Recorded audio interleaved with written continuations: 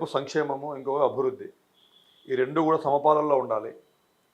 ఒక పాలు సంక్షేమం తగ్గినా కూడా అభివృద్ధి మాత్రం ఎట్టి పరిస్థితుల్లో తగ్గకూడదు. ఈ రెండు చాలా ముఖ్యం అన్నమాట ఒక రాష్ట్రం డెవలప్ అవుతుందా లేదా తెలవడానికి. ఫర్ ఎగ్జాంపుల్ సంక్షేమం అంటే స్కీమ్స్.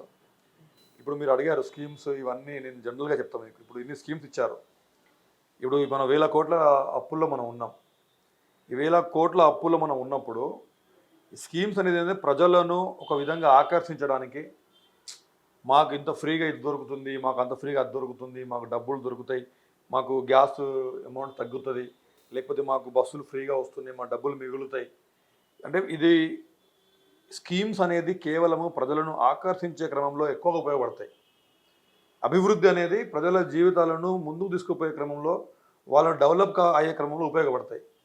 ఫర్ ఎగ్జాంపుల్ ఇప్పుడు మీకు స్కీమ్ కావాలా, మీకు ఈ ఫ్రీ బస్సు కావాలా, లేకపోతే ఇంటికి ఒక ఉద్యోగం ఇస్తే బాగుంటుంది సార్ అంటే ఇంటికి ఒక ఉద్యోగం ఇస్తే బాగుంటుందని నేను చెప్తాను. ఎందుకంటే ఒక అబ్బాయికి ఒక ఇంట్లో ఒక గవర్నమెంట్ జాబ్ దొరికితే అన్ని విధాలుగా డెవలప్ అవుతారు. అది డెవలప్మెంట్. స్కీమ్ అనేది ఒక ఆస్పెక్ట్స్లో మాత్రమే బస్సులో వెళ్తే ఫ్రీగా దొరుకుతుంది. ఆ ఫ్రీగా దొరకకపోయినా పర్లేదు, ఆ డబ్బులు ఆ టికెట్ కొనుక్కునే స్తోమత ఆ ప్రజలకు కనుక మనం కల్పిస్తే వాళ్ళకి ఫ్రీ ఇవ్వాల్సిన అవసరం లేదు. ఇంకో విధంగా చెప్పాలంటే ఈ ఫ్రీ అనే అంశము మీరు మన రాష్ట్రంలో చూసుకోవచ్చు, ఎందుకంటే దేశంలో ప్రపంచవ్యాప్తంగా మీరు చూసుకున్నా కూడా ఎక్కడైతే ఫ్రీ అనే అంశం వస్తుందో అక్కడ లాభం కంటే నష్టమే ఎక్కువ జరిగింది. అంటే ఈ ప్రజలకు ఫ్రీ అనే అలవాటు చేయకుండా ప్రజలను డెవలప్ చేసి వాళ్ళని ఇన్కమ్ సోర్సెస్ కల్పించి గవర్నమెంట్లో కావచ్చు, ప్రైవేట్ ఉద్యోగాలలో కావచ్చు, ఎంటర్ప్రినర్షిప్ వాళ్ళకి ఇచ్చి, అంటే వాళ్ళను ఎంప్లాయీస్గా మనము తీర్చిదిద్దినప్పుడు వాళ్ళ ఆస్పెక్ట్స్లో వాళ్ళ కేటగిరీలో మనం ఉద్యోగాలు కల్పించడం కావచ్చు, లేదా వాళ్ళకు ప్రైవేట్ రంగంలో వాళ్ళను ముందు తీసుకుపోవడం కావచ్చు, కంపెనీలు పెట్టుకునే దానికి వాళ్ళను సపోర్ట్ చేయడం కావచ్చు, చిన్న తరహా కంపెనీలు పెట్టుకోవడానికి సపోర్ట్ చేయడం కావచ్చు, మహిళలకు ఏదైనా వాళ్ళకు పని నేర్పించి వాళ్ళకి ఇన్కమ్ సోర్స్ కల్పించడం కావచ్చు. ఇలాంటి సాధికారత కథలు మనం పనులు చేసినప్పుడు మాత్రం ఈ స్కీమ్ల కంటే ఎక్కువగా డెవలప్మెంట్ జరుగుతుందని నేను అనుకుంటా. కాబట్టి ఇప్పుడు వచ్చిన గవర్నమెంట్ ముఖ్యంగా ప్రజల యొక్క డెవలప్మెంట్ మీద, రెవెన్యూ జనరేషన్, వాళ్ళ రెవెన్యూ ఎట్లా జనరేట్ చేసుకోవచ్చు వీటి మీద దృష్టి పెడితే డెఫినెట్గా సక్సెస్ అవుతుంది. వీళ్ళు ఏం చేస్తారు ఏందనేది ఇంకో కొన్ని రోజులు వెయిట్ చేద్దాం. వెయిట్ చేసిన తర్వాత మనం దాని గురించి కూడా మాట్లాడదాం. సో సార్ మిమ్మల్ని నేనైతే ఆల్మోస్ట్ చూసాను అనమాట. ప్రీవియస్గా మిమ్మల్ని ఫస్ట్ టైం నేను చూడడం అయితే జియో 46 స్ట్రైక్ చేశారనమాట ధర్నా చౌక్లో. ఆ టైంలో నేను మిమ్మల్ని అయితే చూశాను. సో దీని మీద అసలు ఎలా అనిపిస్తుంది సార్? ఎందుకనంటే ఇప్పటిదాకా జియో 46 మినిమం మనం చూసుకున్నా కూడా జియో 46 వాళ్ళు ఒక 8 months నుంచి చేస్తున్నారు. దాదాపు ఒక 8 months నుంచి అయితే వాళ్ళు అనేది పోరాటం చేస్తూనే ఉన్నారు, స్టిల్ చేస్తున్నారు. కాబట్టి ఇప్పుడు వాళ్ళ సిచ్యువేషన్ ఏంటిదని మీరు అనుకుంటున్నారు? ఇప్పుడు ఒకటండి, జియో 46 అనేది ఒక అంశం.